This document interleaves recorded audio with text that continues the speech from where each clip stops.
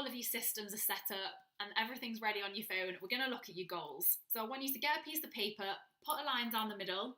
On the left-hand side, I want you to write away at the top. And on the right-hand side, I want you to write towards at the top. And the first thing that I'm going to ask you to do is write everything on that left-hand side that made you want to start this program in the first place. What do you no longer want to feel or experience anymore in your life? It may be that you dislike your body and you don't want to see that in the mirror anymore. It may be that you feel heavy or tired playing with your kids or when you're exercising, and that's what you don't want to experience anymore. It may be that you literally can't walk up the stairs without getting out of breath, and that's what you don't want anymore.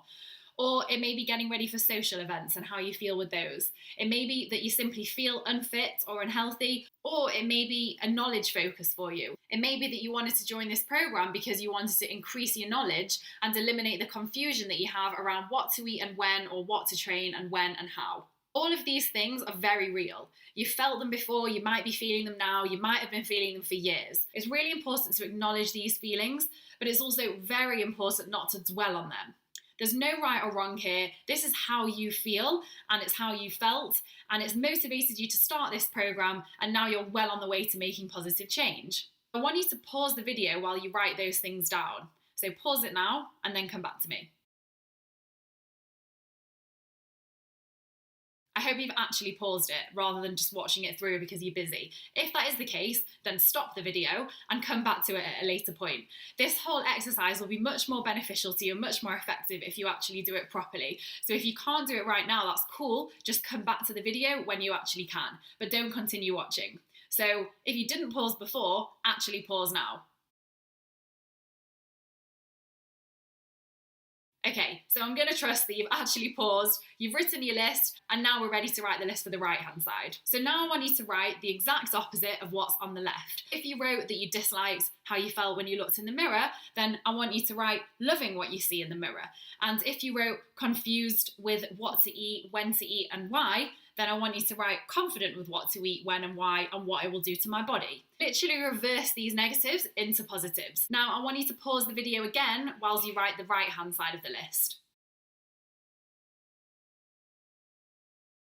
And as you all know, I'm all about the positivity, but the reality is that goal setting is tough because where you've come from on the left-hand side is a known place. You've been there. You likely have been there for many, many years. Although you don't like it, it's a known place. And as humans, we gravitate towards the known, even if it's not necessarily the most comfortable known that we have. We prefer it to the unknown. And I know that it sounds pretty harsh, but this is also a place where if you don't make any changes, you're going to stay in that position.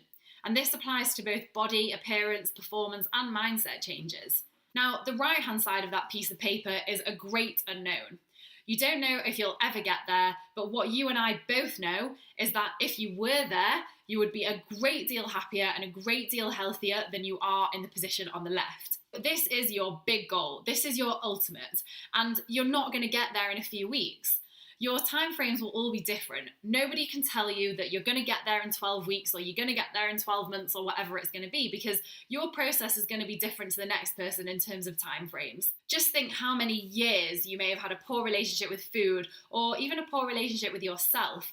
That's years. It's not going to take a few weeks to reverse that. And you shouldn't be hard on yourself for thinking that it should take you a few weeks and why have you failed if it's not taken you a few weeks. It's really realistic for it to take a little bit longer than that. And I'm not saying it's going to take the same amount of years as it took you to get there, but just be a bit kind to yourself as you're on that journey. Bear with the process, put the work in, be patient, and you will get there, trust me. Now for our why. Everyone always asks for our why. What is your why? What is the big reason for wanting to achieve these goals in life, for ourselves, for our relationships? Is it for our kids? But I want to challenge you on your why.